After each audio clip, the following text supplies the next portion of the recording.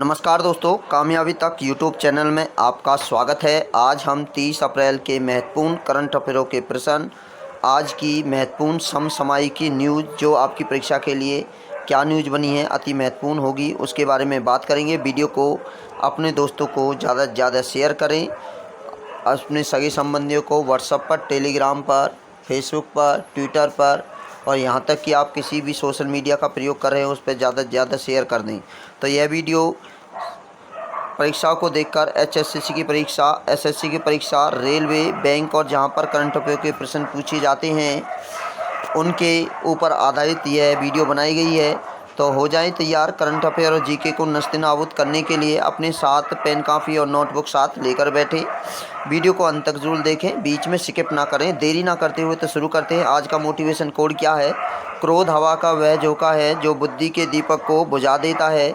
जो व्यक्ति क्रोधित हो जाता है वह अपनी बुद्धि को नष्ट कर बैठता है। तो इसलिए आप प्रेम से अपनी पढ़ाई में बने रहें और एक न एक दिन ईश्वर से प्रार्थना करता हूं कि आप एक दिन अपने मुकाम पर ज़रूर पहुंचेंगे। तो जब भी कहते हैं कि बुद्धि क्रोध में नष्ट हो जाती है। तो शुरू करते हैं 30 अप्रैल 2022 की महत्वपूर्ण करंट अफेयरों की न्यूज़। तो पहली न्यूज़ हमारी रैंकिंग से रही है।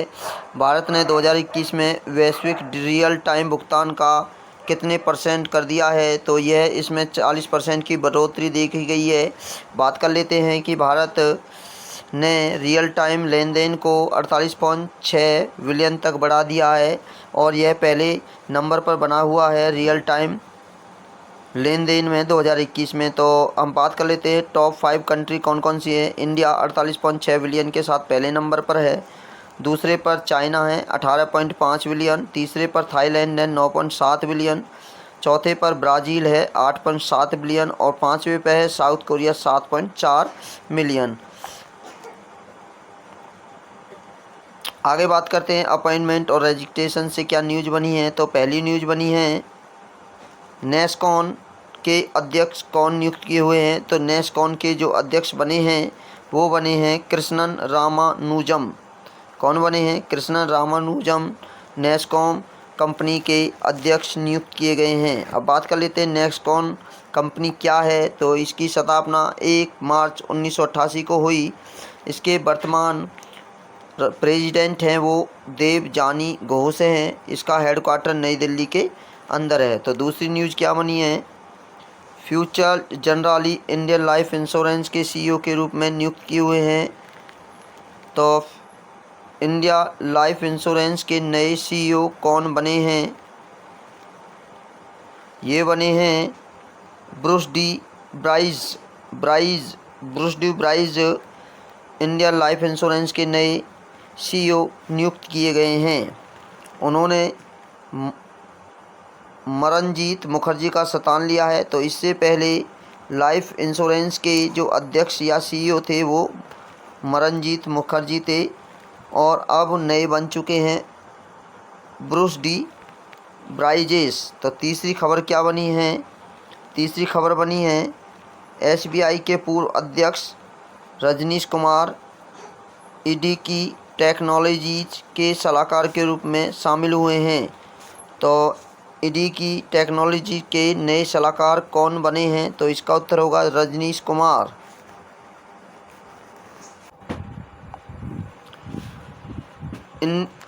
ईडी की टेक्नोलॉजी ने भारतीय स्टेट बैंक के पूर्व अध्यक्ष रजनीश कुमार को सलाहकार के रूप में नियुक्त करने की घोषणा की है। वर्तमान में HSBC Asia Pacific,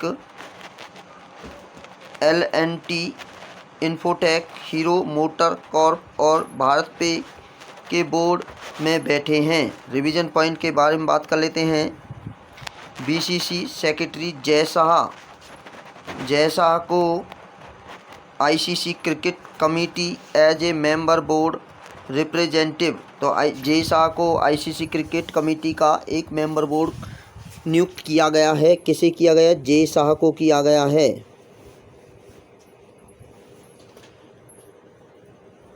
Iqbal Singh जो ललपुरा हैं, इकबाल सिंह ललपुरा को नेशनल कमीशन फॉर माइनॉरिटीज के लिए नियुक्त किया गया है। इसी प्रकार चेयरमैन बने हैं एन चंद्रशेखरन। किसके? ये टाटा डिजिटल के एन चंद्रशेखरन चेयरमैन बने हैं।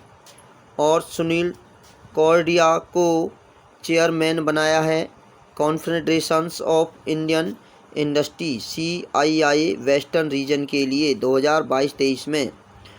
और Akshay Vidhani chief executive officer CEO नियुक्त किए गए हैं यश राज फिल्म के। तो कौन है? अक्षय बदानी हैं। अक्षय बदानी यश राज फिल्म के CEO बनाए गए हैं। तो बैंकिंग, फाइनेंस और इकोनॉमिक्स से क्या खबर बनी है? तो पहली खबर बनी है फिनमैप ने बजाज फाइनेंस के साथ सावधि जमा सुविधा की पेशकश की है। तो बजाज फाइनेंस किसके साथ मिल चुका है? तो फिनमैप के साथ मिल चुका है। अब बात करते हैं, दूसरी खबर है विश्व बैंक ने भारत के मिशन कर्मयोगी कार्यक्रम के लिए $47 मिलियन की मंजूरी दी है। तो किस ने भारत के मिलियन कर्मयोगी कार्यक्रम के लिए $47 मिलियन की मंजूरी दी है? तो ये विश्व बैंक के द्वारा दी गई है। तो विश्व बैंक ने भारत को $47 मिलियन देने की घोषणा क्यों की गई है? तो इस प्रश्न ऐसे भी पूछा जा सकता है। तो इसका उत्तर होगा मिशन कर्मयोगी कार्यक्रम के तहत। तब हम बात कर लेते हैं, विश्व बैंक ने भारत सरकार के मिशन कर्मयोगी को समर्थन देने के लिए $47 बिलियन की परियोजना को मंजूरी दी है। मिशन कर्मयोगी सिविल सेवा क्षमता निर्माण के लिए एक राष्ट्रीय कार्यक्रम है। तो ये क्या है? यह सिविल सेवा क्षमता निर्माण के लिए कार्यक्रम चलाया गया है। अब बात कर लेते हैं वर्ल्ड बैंक के बारे में। तो वर्ल्ड बैंक का जो हेड क्वार्टर है वह वाशिंगटन DC यूनाइटेड स्टेट में है। इसकी स्थापना जुलाई 1944 को हुई और इसके वर्तमान राष्ट्रपति हैं डेविड मैलपास, अध्यक्ष कह सकते हैं। और इसके MD और CFO अंशुला कांत हैं और चीफ इकोनॉमिस्ट इसके चेयरमैन रेन हार्ट हैं। तो ये प्रश्न इम्पोर्टेंट हो जाता है। वर्ल्ड बैंक याद रखिए, आपको दो ही बात विशेष ध्यान रखनी है, 2-3। तो इसका हेडक्वार्टर वाशिंगटन DC में है, जुलाई 1944 में स्थापना, और डेविड मालपास इसके अध्यक्ष बने हुए हैं, ये याद रखें आप। अब बात कर लेते हैं रिवीजन पॉइंट में world bank and Asian infrastructure investment bank. World bank और एक मिनट हम इसे मिटा देते हैं, फिर आपको बताएंगे क्या न्यूज़ हमारी इम्पोर्टेंट हो सकती है। तो World Bank plus Asian infrastructures investment bank, इन दोनों ने आपस में मिलकर साझेदारी की है। किस लिए की है? तो ये गुजरात में की है। गुजरात को 7,500 करोड़ रुपए प्रोवाइड किए हैं mission school of excellence project के लिए। क्यों किए हैं? मिशन स्कूल एक्सीलेंस प्रोजेक्ट के लिए वर्ल्ड बैंक ने 7,500 करोड़ रुपए इन्वेस्ट किए हैं। तो अब बात कर लेते हैं वर्ल्ड बैंक ने राइनो के संरक्षण के लिए वर्ल्ड लाइफ कंजर्वेशन बॉन्ड जारी किया है। तो world life conservation bond world bank के द्वारा जारी किया गया है रिनो बॉन्ड या राइनोसोर की रक्षा के लिए। और वर्ल्ड बैंक ने श्रीलंका को $600 देने के लिए मंजूरी दे दी है। तो अगली खबर हमारी क्या बनी है? राष्ट्रीय खबर क्या बनी है? तो राष्ट्रीय खबर बनी है भारत ने डिजिटल इंडिया RISCV कार्यक्रम शुरू किया है। तो ये खबर ट्रिपल स्टार वाली हो जाती है, इम्पोर्टेंट खबर है बिल्कुल। आप इस खबर को पूरा ध्यान से सुने। जो खबर इम्पोर्टेंट हो जाए आपको बता दे सकती है किस प्रकार इससे प्रश्न पूछे जा सकते हैं। DIRB कार्यक्रम किसके द्वारा शुरू किया गया है? DIRB का मतलब होता है डिजिटल इंडिया। RISCB जो कार्यक्रम है वह भारत के द्वारा शुरू किया गया है। इलेक्ट्रॉनिक और सूचना प्रौद्योगिकी राज्य मंत्री राजीव चंद्रशेखर। तो इलेक्ट्रॉनिक और सूचना मंत्री कौन हैं? तो इसका उत्तर होगा राजीव चंद्रशेखर। कौन है? राजीव चंद्रशेखर हैं। ने digital India RISC V microprocessor कार्यक्रम की घोषणा की है। तो भारत में डिजिटल इंडिया रिस्क बी कार्यक्रम की घोषणा किसने की है? तो ये की है इलेक्ट्रॉनिक और सूचना प्रौद्योगिकी राज्य मंत्री, जिनका नाम है राजीव चंद्रशेखर। इसे भारत में भविष्य के लिए माइक्रो प्रोसेसर के निर्माण को सक्षम बनाने का समग्र उद्देश्य लॉन्च किया है। दूसरी खबर क्या है? कैबिनेट ने दिसंबर 2024 तक पीएम स्वनिधि को जारी रखने की मंजूरी दी है। ये भी खबर ट्रिपल स्टार वाली हो जाती है। तो पीएम स्वनिधि को जारी रखने के लिए कितने वर्ष तक मंजूरी दी गई है? तो यह दिसंबर 2024 तक मंजूरी दी गई है। प्रश्न पूछेंगे किसके द्वारा पीएम स्वनिधि को 2024 तक जारी रखने की मंजूरी दी गई है? तो यह कैबिनेट के द्वारा दी गई है। आर्थिक मामलों की मंत्रिमंडलीय समिति ने मार्च 2022 से लेकर दिसंबर 2024 में पीएम स्ट्रीट वेंडर की आत्मनिर्भर निधि के तहत ऋण जारी रखने की मंजूरी दे दी है।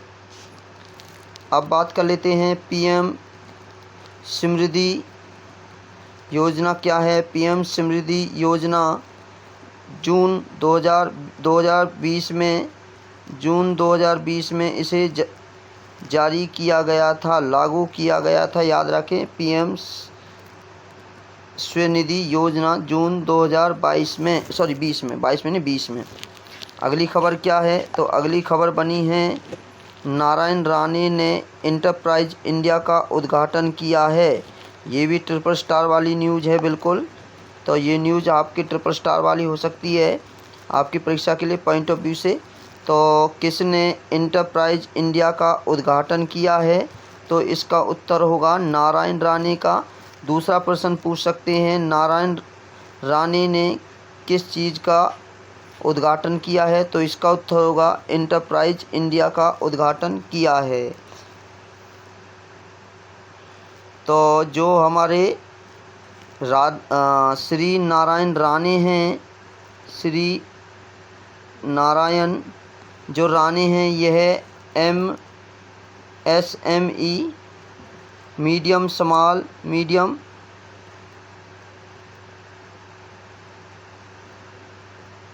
ऐसे केंद्रीय MSME मंत्री नारायण राणे ने आज़ादी का महोत्सव के समारोह के तहत मंत्रालय के महीने भर चलने वाले मेगा इवेंट एंटरप्राइज इंडिया का उद्घाटन किया है। तो एंटरप्राइज इंडिया का उद्घाटन किसके द्वारा किया गया है? तो ये MSME मंत्रालय के मंत्री श्री नारायण राणे के द्वारा किया गया है। और यह क्या काम करेगा? यह उद्यमिता संस्कृति को बढ़ावा देगा और MSME मंत्रालय की योजनाओं और पहलों के बारे में जागरूकता पैदा करेगा। कुछ प्रमुख गतिविधियों में उद्योग संघों के साथ सम्मेलन आदि शामिल हैं। तो चौथी खबर क्या बनी है? केंद्र ने 61,000 करोड़ फॉस्फेट आधारित उर्वरक सब्सिडी की मंजूरी दी है। तो केंद्र सरकार ने कितने करोड़ रुपए के लिए फॉस्फेट आधारित उर्वरक की सब्सिडी को मंजूरी दी है? तो इसका उत्तर होगा 61,000 करोड़। अगली खबर है, जो पांचवी खबर है, इम्पोर्टेंट है, बिल्कुल ट्रिपल स्टार लगा लें। सांबा जिले में ABPMJ सेहत योजना के तहत 100% पंजीकरण शामिल है। तो प्रश्न पूछा जाएगा 100% पंजीकरण किस योजना के तहत पंजीकृत की गई है? तो इसका उत्तर होगा ABPMJ सेहत योजना के तहत। और पूछें कहाँ से तो इसका उत्तर होगा सांबा ज़िला। तो जो सांबा ज़िला है वह पड़ता है जम्मू एंड कश्मीर में। तो सांबा ज़िले की पंचायत ही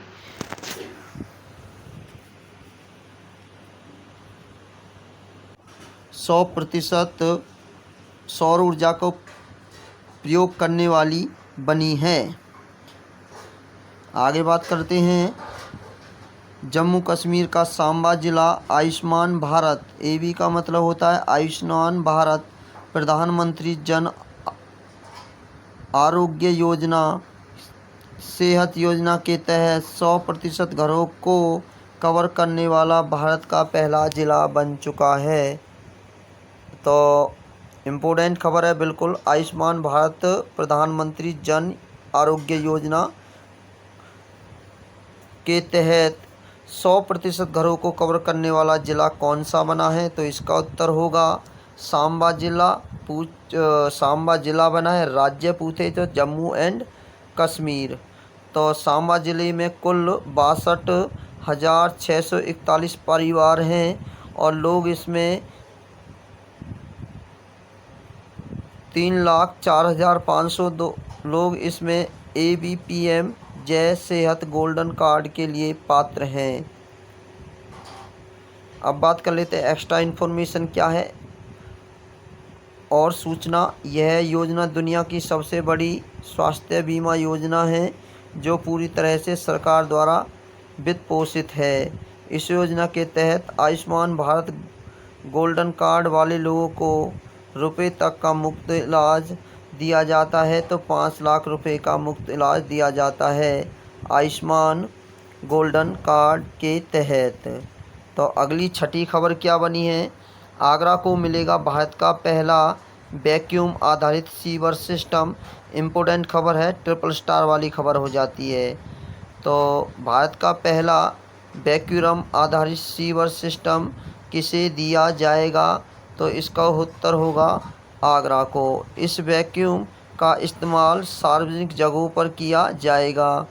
निगम ने 240 ऐसे घर से वैक्यूम कनेक्ट किया है जहां पारंपरिक सीवर सिस्टम का उपयोग नहीं किया जा सकता है। सीवर कनेक्शन के कोर्स कार्य की अनुमति लगभग 100 करोड़ रुपए आने वाली है।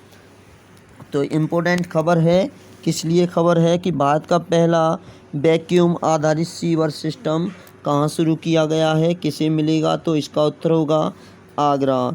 तो सातवीं खबर है, ये भी इम्पोर्टेंट है। भारत का पहला अमृत सरोवर रामपुर उत्तर प्रदेश में स्थापित है। तो भारत का पहला अमृत सरोवर कहाँ स्थापित है? तो जो अमृत सरोवर है वह उत्तर प्रदेश के रामपुर में स्थापित है। उत्तर प्रदेश के मुख्यमंत्री योगी आदित्यनाथ। तो उत्तर प्रदेश के मुख्यमंत्री कौन हैं? योगी आदित्यनाथ की सरकार के प्रयासों से रामपुर की गांव पंचायत पटवई, याद रखें बिल्कुल, कौन सी? पटवई में भारत का पहला अमृत सरोवर बनकर तैयार हो गया है। तो प्रश्न पूछा जाएगा कि भारत की का पहला अमृत सरोवर कहाँ तैयार किया गया है? तो इसका उत्तर होगा उत्तर प्रदेश में। अगर पूछें कौन से गांव में, तो उत्तर होगा रायपुर की ग्राम पंचायत पटवई में। तो ये यूपीएससी के लिए खबर बहुत ही महत्वपूर्ण है। यूपीएससी तो जैसे कथन कारण वाले प्रश्न पूछे जाते तो ऐसे पूछे जाएंगे, तो यूपी वालों के लिए अति महत्वपूर्ण है ये। तो अगली खबर क्या बनी है? अगली खबर है राष्ट्रीय पाठ्य चर्चा की रूपरेखा का जनादेश दस्तावेज लॉन्च किया गया है। तो ये भी इम्पोर्टेंट खबर हो जाती है। तो राष्ट्रीय पाठ्यक्रम की रूपरेखा का जनादेश दस्तावेज लॉन्च किया गया है। केंद्रीय मंत्री शिक्षा मंत्री हैं धर्मेंद्र प्रधान। तो कौन है भाई?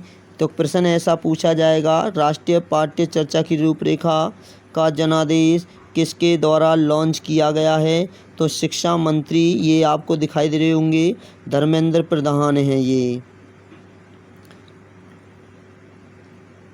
तो अब खेल से क्या खबर बनी है, तो पहली न्यूज़ निकल के आई है, इम्पोर्टेंट है बिल्कुल भाई, ट्रिपल स्टार लगा ली इस न्यूज़ पे, पहली न्यूज़ पर। तो रूस ने 2023 विश्व आइस हॉकी चैम्पियनशिप छीन ली है।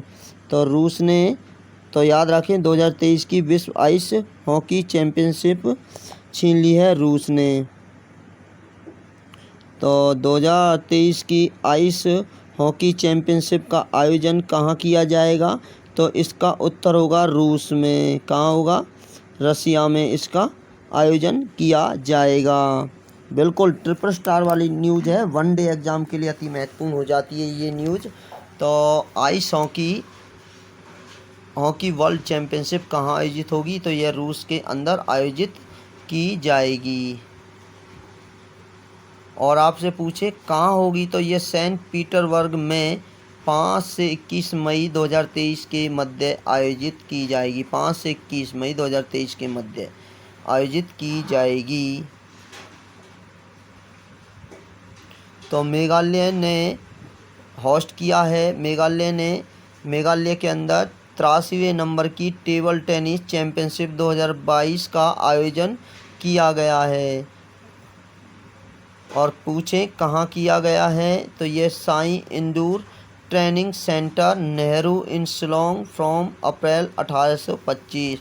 तो याद रखें 83वें नंबर की राष्ट्रीय टेबल टेनिस प्रतियोगिता कहाँ आयोजित की गई, तो ये मेघालय के अंदर आयोजित की गई।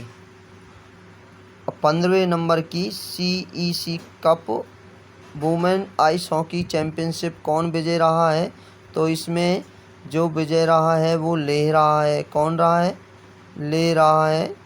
और पूछें किस टीम ने जीता है, तो उत्तर होगा खारू टीम के द्वारा जीता गया है। तो 83वें नंबर की जो नेशनल टेबल टेनिस है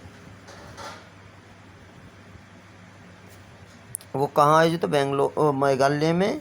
15वें नंबर की ICC cup world ice hockey championship जीती है, लेह में हुई थी और इसे टीम खारू के द्वारा जीता गया। अब पार्टनरशिप से क्या खबर बनी है, ONGC ने नॉर्वे के इक्विनो के साथ समझौता किया है। तो नॉर्वे किसके साथ समझौता किया है, तो ONGC के साथ समझौता किया गया है। तो दूसरी खबर क्या बनी है, दूसरी खबर है कैबिनेट ने भारत और चिली के बीच समझौता ज्ञापन पर हस्ताक्षर की मंजूरी दी है। तो भारत की सरकार में स्थित कैबिनेट ने किसके साथ समझौता किया है, तो यह किया है भारत और चिली के मध्य केंद्रीय मंत्रिमंडल की विकलांगता क्षेत्र में सहयोग के लिए। तो याद रखें किसके लिए, विकलांगता के सहयोग के लिए भारत ने किस देश के साथ समझौता किया है, तो उत्तर होगा चिली के साथ। तो ये इम्पोर्टेंट खबर हो जाती है विकलांगता को लेकर। अगली खबर है गूगल ने तेलंगाना सरकार के साथ समझौता ज्ञापन पर हस्ताक्षर किए हैं। तो गूगल किस राज्य की सरकार के साथ मिलकर हस्ताक्षर किए हैं, तो ये किए हैं तेलंगाना के साथ। और पूछे क्यों किए गए हैं, तो युवाओं और महिलाओं उद्यमियों को डिजिटल अर्थव्यवस्था को लाभ पहुंचाने के लिए तेलंगाना सरकार ने गूगल के साथ समझौता किया है।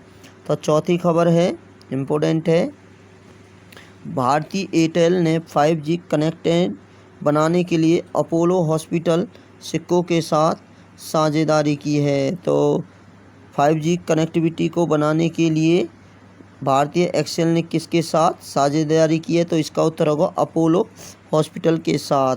तो महत्वपूर्ण दिवसों से क्या खबर बनी है, तो पहली खबर बनी है कार्यस्थल पर सुरक्षा और स्वास्थ्य के लिए विश्व दिवस कब मनाते हैं, तो ये हर वर्ष 28 अप्रैल को मनाया जाता है। तो इस वर्ष की थीम है 2022 की act together to build to positive safety and health culture. तो दूसरी जो दिवस से न्यूज बनी है वो बनी है ICT दिवस अंतर्राष्ट्रीय लड़कियों के लिए कब मनाते हैं, तो ये मनाया जाता है 28 अप्रैल को। इसकी थीम रही है एसेस एंड सेफ्टी। तो तीसरी खबर बनी है, तीसरी खबर क्या है, तीसरी खबर है, विश्व स्टेशनरी दिवस कब मनाया जाता है? तो ये मनाया जाता है 27 अप्रैल को। अब राज्य और केंद्र शासित प्रदेशों से क्या खबर बनी है? इम्पोर्टेंट खबर है भाई, बिल्कुल ये। कैबिनेट ने जम्मू और कश्मीर में 540 मेगावाट की कक्कार जल विद्युत परियोजना की मंजूरी दी है। तो कक्कार जल परियोजना की मंजूरी केंद्र कैबिनेट ने कहाँ दी है? तो ये जम्मू कश्मीर में दी है। पूछे कितने मेगावाट की बनेगी? तो 540 मेगावाट की बनेगी। तो इस खबर को हम 100 स्टार देने चाहेंगे, 1 लाख स्टार। इम्पोर्टेंट खबर है, कक्कार जल परियोजना की मंजूरी केंद्र सरकार ने कहाँ दी है? जम्मू कश्मीर में दी है और 540 मेगावाट की ये बनने वाली है। तो अब हम बात कर लेते हैं वन लाइनर प्रश्न 30 अप्रैल के। तो पहला प्रश्न है, हाल ही में किस राज्य सरकार ने कॉस्मॉस मालाबारिकस परियोजना के लिए नीदरलैंड के साथ समझौता पर हस्ताक्षर किए हैं? तो केरल ने किए हैं। क्यों किए? याद रखें, कॉस्मॉस मालाबारिकस के लिए। तो दूसरा प्रश्न है, हाल ही में Lawrence sportsman of the year 2022 sportsman of the year 2022 का के लिए किसे चुना है? तो ये मैक्स वेस्टापेन को चुना है। हाल ही में किस राज्य सरकार ने देसी गाय पालने वाले किसानों को प्रति माह 900 रुपये देने की घोषणा की है? तो ये मध्य प्रदेश सरकार ने की है। देसी गाय पालो और 900 रुपये महीना पेंशन लो। अगला प्रश्न, हाल ही में अंतर्राष्ट्रीय क्रिकेट परिषद ICC के नए महाप्रबंधक के रूप में किसे नियुक्त किया गया है? तो ये बने हैं वसीम खान, ICC क्रिकेट परिषद के महाप्रबंधक। अगला प्रश्न, हाल ही में भारत ने किस देश के साथ ट्रांसमिशन इंटरकनेक्शन स्थापित करने का प्रस्ताव रखा है? तो ये रखा है मालदीव के साथ। आपसे कहता हूं कि आप हमारे कामयाबी तक यूट्यूब चैनल को सब्सक्राइब करें। अब MCQ प्रश्न क्या बने, हाल ही में केंद्रीय मंत्रिमंडल ने किस देश में भारतीय मिशन खोलने की मंजूरी दी है? तो केंद्रीय मंत्रिमंडल ने भारतीय मिशन खोलने की जो मंजूरी दी है, ऑप्शन बात कर लेते हैं। पहला है लिथुआनिया, दूसरा है लातविया, तीसरा है बेलारूस और चौथा है पोलैंड। तो इसका उत्तर होगा, भारत मिशन खोलने की मंजूरी लिथुआनिया को दी गई है। तो दूसरा प्रश्न है, केंद्रीय मंत्रिमंडल ने किस क्षेत्र में सहयोग के लिए भारत और चिली के बीच समझौता ज्ञापन पर हस्ताक्षर करने की मंजूरी दी है? तो भारत और चिली के मध्य किस क्षेत्र को लेकर समझौता हुआ है? तो इसका उत्तर होगा, शिक्षा है, विकास है, दिव्यांगता है या इसमें से कोई नहीं। तो इसका उत्तर है दिव्यांगता को लेकर भारत और चिली के मध्य समझौता हुआ है। तीसरा प्रश्न, कैबिनेट ने प्रधानमंत्री street vendors Atmanirbhar Nidhi PM Svanidhi को कब तक जारी रखने की मंजूरी दी है? तो PM स्वनिधि को जारी रखने की कैबिनेट ने जो मंजूरी दी है, ऑप्शन बात कर लेते हैं, 2024 है, 2025 है, 26 है या 30 है। तो इसका उत्तर होगा 2024 तक स्वनिधि को जारी रखने की मंजूरी दी गई है कैबिनेट के द्वारा। चौथा प्रश्न है, किस देश के सहयोग से भारतीय शहरों में लैंगिक और विकलांगता समावेशन पर राष्ट्रीय सम्मेलन आयोजित किया जाएगा? तो लैंगिक और विकलांगता समावेशन के लिए राष्ट्रीय सम्मेलन कहाँ आयोजित किया जाएगा? तो ऑप्शन बात कर लेते हैं, अफगानिस्तान में होगा, पाकिस्तान में होगा, ब्रिटेन में होगा या लिथुआनिया में होगा। तो इसका उत्तर होगा लैंगिक और विकलांगता समावेशन पर राष्ट्रीय सम्मेलन ब्रिटेन में आयोजित किया जाएगा। पांचवा प्रश्न है, इंटरप्राइज इंडिया कार्यक्रम किस मंत्रालय से संबंधित है? इंटरप्राइज इंडिया कार्यक्रम यह सूक्ष्म लघु और मध्य मंत्रालय से है, दूसरा वाणिज्य व उद्योग मंत्रालय से है, तीसरा वित्त मंत्रालय से है, चौथा उपभोक्ता मामले खाद्य व सार्वजनिक वितरण मंत्रालय से है। तो इंटरप्राइज इंडिया कार्यक्रम सूक्ष्म लघु और मध्यम मंत्रालय से है। तो अगला छठा प्रश्न है, निम्नलिखित में से कौन सा मंत्रालय राष्ट्रीय सुशासन वेबिनार श्रृंखला आयोजित कर रहा है? तो राष्ट्रीय सुशासन वेबिनार श्रृंखला जो आयोजित की जा रही है वो की जा रही है कार्मिक लोक मंत्रालय शिकायत और पेंशन मंत्रालय के द्वारा। सातवां प्रश्न, 24वें ग्रीष्मकालीन बधिर ओलंपिक्स का आयोजन कहाँ किया जाएगा? तो ऑप्शन है मंगोलिया, चीन, ब्राज़ील या सऊदी अरब। तो इसका उत्तर होगा जो 24वें ग्रीष्मकालीन बहादिर ओलंपिक का आयोजन किया जाएगा ब्राज़ील के अंदर। आठवां प्रश्न, हाल ही में नासा के परसिवेरेंस रोवर ने किस ग्रह पर सूर्य ग्रहण की तस्वीर ली है? तो नासा के परवेरेंस ने किस ग्रह पर सूर्य की तस्वीर ली है? तो ये ऑप्शन है शनि पर ली है, मंगल पे ली है, बुध पे ली है या शुक्र पे ली है। तो इसका उत्तर होगा परवेश, नासा के परवेश ने सूर्य ग्रहण की तस्वीर मंगल ग्रह पर ली है। नौवां प्रश्न है, WIPO का क्या तात्पर्य है? WIPO का तात्पर्य है विश्व बौद्धिक संपदा संगठन है क्या, विश्व खुफिया संपत्ति संगठन है क्या, वर्ल्ड इंटेलिजेंस है क्या, या इसमें से कोई नहीं। तो WIPO का फुल फॉर्म है विश्व बौद्धिक संपदा संगठन। आज का अंतिम प्रश्न है, अंतर्राष्ट्रीय चेरनोबिल आपदा स्मरण दिवस कब मनाया जाता है? अंतर्राष्ट्रीय चेरनोबिल आपदा स्मरण दिवस हर वर्ष 21 अप्रैल को मनाते हैं क्या, 22 को मनाते हैं, 23 को मनाते हैं या 26 को मनाते हैं? तो इसका उत्तर होगा हम 26 अप्रैल को चेरनोबिल आपदा स्मरण दिवस मनाया जाता है। अब बात कर लेते हैं मौलिक अधिकार। मौलिक अधिकारों को अमेरिका से लिया गया है। कहाँ से लिया गया है पूछते हैं? अमेरिका से लिया गया है। 44वें संविधान संशोधन से पहले हमारे मौलिक अधिकार 7 से, लेकिन 44वां संविधान संशोधन 1978 में किया गया और संपत्ति के अधिकार जो अनुच्छेद 31 में था उससे इसे निकाल दिया गया और संपत्ति के अधिकार को ख़त्म कर दिया गया। तो हमारे अब वर्तमान में 6 मौलिक अधिकार हैं। पहला है समता का अधिकार, दूसरा है शिक्षा का अधिकार, तीसरा है धर्म संस्कृति का अधिकार, चौथा है संवैधानिक अधिकार, पांचवा है स्वतंत्रता का अधिकार,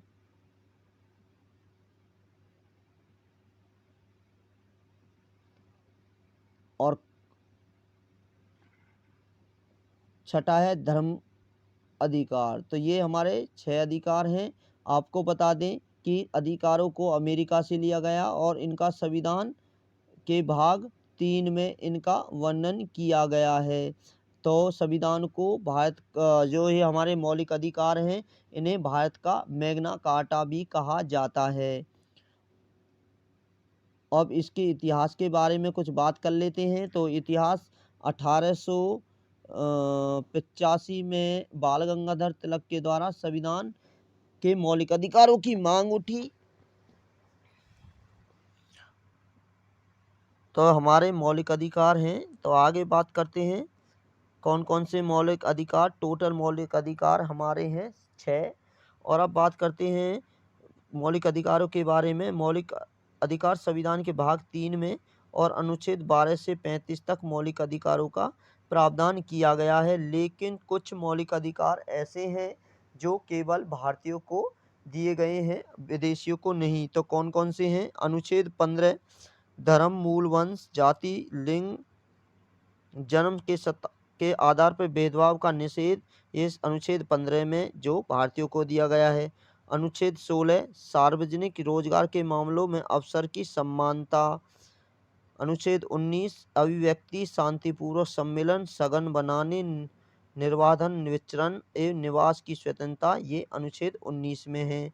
अनुच्छेद 39 में अल्पसंख्यकों की भाषा, लिपि और संस्कृति का संरक्षण 29 में है। और 30 अल्पसंख्यकों की शैक्षणिक संस्थानों की स्थापना और प्रशासन का अधिकार, ये हमारे जो मौलिक अधिकार हैं भारतीयों को दिए गए हैं। तो प्रश्न कैसा पूछा जाता है? प्रश्न पूछा जाता है कौन कौन से मौलिक अधिकार या कौन कौन से अनुच्छेद हैं जो भारतीयों को दिए गए हैं। तो अनुच्छेद के बारे में बात करें तो अनुच्छेद 15 धर्म मूल वंश का अधिकार, अनुच्छेद 16 सार्वजनिक रोजगार के मामले की अवसर की समानता, अनुच्छेद 19 स्वतंत्रता, 29 अल्पसंख्यकों की भाषा, लिपि और संस्कृति का संरक्षण और 30 अल्पसंख्यक शैक्षणिक संस्थानों की स्थापना प्रशासन का अधिकार, ये सभी भारतीयों को दिए गए हुए अनुच्छेद हैं। अब बात करते हैं चर्चित प्रश्न क्या है। एक प्रश्न हम आपके लिए प्रतिदिन लाएंगे मैप के थ्रू, तो हमने इसमें ये कुछ बदलाव किया है। तो धूपगढ़ की सर्वोच्च चोटी किस श्रेणी की है? तो धूपगढ़ की सर्वोच्च चोटी जो सतपुड़ा श्रेणी की है। तो बात कर लेते हैं हम मैप के थ्रू ये सतपुड़ा श्रेणी कहाँ पड़ती है। तो बात करें तो यह भारत के मध्य प्रदेश के अंदर ये सतपुड़ा की श्रेणी पड़ती हैं। तो अब देखो मैप देखें आप थोड़ा सा, ये आपको दिखाया गया है ये वाला सतपुड़ा मैकाल पर्वत प्रदेश, जिसकी ऊंचाई 34,000 वर्ग किलोमीटर है। इसके अंदर पड़ती है धूपगढ़ की पहाड़ी। तो पूछे किस श्रेणी की है, तो ये मैकाल पर्वत श्रेणी की है। सतपुड़ा मैकाल पर्वत श्रेणी की, धूपगढ़ की श्रेणी। तो अब बात करें सतपुड़ा की पहाड़ी मध्य प्रदेश राज्य में स्थित है। यह ज्वालामुखी चट्टानों से बनी हुई है। धूपगढ़ की ऊंचाई 1350 मीटर है। धूपगढ़ महादेव पर्वत पर स्थित है। पर्वत पूछे महादेव पर है। इसके पूर्व भाग से ताप्ती नदी निकलती है। तो अब देखो अब मैप में दिखा देते हैं, ये वाली यहाँ से इस भाग से निकलेगी, इस यहाँ से सॉरी यहाँ से निकलेगी, ताप्ती नदी निकलती है धूपगढ़ के वहाँ से। पश्चिमी घाट की सादरी नाम से भी जाना जाता है। इन्हें पश्चिमी घाट का सादरी भी कहते हैं। विंध्याचल पर्वत श्रेणी की ओर को उत्तर और दक्षिण के बीच महाविभाजन रेखा माना जाता है। तो ये विभाजन का काम करती है विंध्याचल पर्वत श्रृंखला। अब हम मैप में आप थोड़ा सा ध्यान दें, बिल्कुल मैप पे भी ध्यान दें। तो ये मध्य प्रदेश की पर्वत श्रृंखलाएं हैं। तो ये है मध्य भारत का पठार है, ये मध्य भारत का पठार है, जिसकी लगभग ऊंचाई 32,896 वर्ग किलोमीटर है, जो 10.68% है। फिर है बुंदेलगढ़ का पठार जो 7.7 प्रदेश का है। फिर है बुंदेलगढ़ का पठार, देखो आप देख सकते हो, ये है रीवा पन्ना का पठार है। विंध्याचल सर्वोच्च चोटी जिसका नाम है सिगार है, मालवा का पठार है। देखो याद है कौन कौन से पठार पड़ते हैं इसमें। और ये है नर्मदा घाटी, ये आपको देख रही होगी, ये नर्मदा घाटी है, ये वाली ये नर्मदा घाटी है। और देखो मैप में तो ये दिखा रखी होगी। तो ये किसकी है भाई, ये सतपुड़ा पर्वत श्रृंखला में आती हैं। सतपुड़ा पर्वत श्रृंखला में तो इसमें कौन कौन सी पहाड़ी पड़ती हैं, तो इसमें पड़ती है अमरकंटक की चोटी, मकाली श्रेणी में आती है धूपगढ़ महादेव, वैष्णदेही का पठार, असीरगढ़ का पठार, अखरानी, बीजागढ़, बड़वानी, राजपीताला। ये देखो आपको ये दिखाई, ये नर्मदा नदी है भाई, ये नर्मदा नदी है जो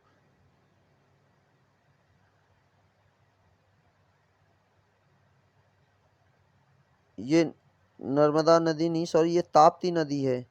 ताप्ती नदी है, नर्मदा नदी है। यहाँ से देखो, यहाँ से निकलती है ताप्ती, तो धूपगढ़ से ये धूपगढ़ से निकलेगी नर्मदा ताप्ती नदी, और ये नर्मदा नदी जा रही है ये वाली। यदि वीडियो आपको अच्छी लगी हो तो वीडियो को लाइक करें, शेयर करें, कमेंट करें। ज़्यादा से ज़्यादा सभी सोशल मीडिया के प्लेटफॉर्म पर शेयर ज़रूर कर दें। वीडियो को बताएं कमेंट में कैसी लगी। कामयाबी तक यूट्यूब चैनल को आपने सब्सक्राइब नहीं किया है तो जल्दी से सब्सक्राइब कर लें। यदि सब्सक्राइब किया है तो बेल आइकन को ज़रूर दबा दें, ताकि हमारे द्वारा बनाई गई वीडियो का नोटिफिकेशन आपको मिलता रहे। तो आप हमें फॉलो कर सकते हैं फेसबुक पर, इंस्टाग्राम पर, कू ऐप पर, मौज ऐप पर और टेलीग्राम पर। हमारा व्हाट्सअप नंबर है 9802772612। इस पर हमें व्हाट्सअप कर सकते हैं। हम जल्द ही अपने इन सभी एप्लीकेशनों का लिंक डिस्क्रिप्शन में लाने वाले हैं।